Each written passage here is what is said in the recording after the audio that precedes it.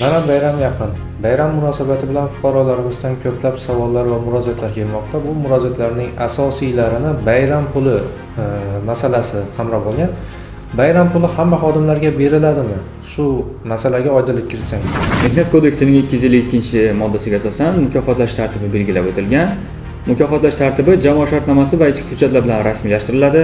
Agar ichki hujjatda ish beruvchi barcha xodimlarga bayram sanasi munosabati bilan mukofot berishni o'z zimmasiga olgan bo'lsa, bu majburiy hisoblanadi.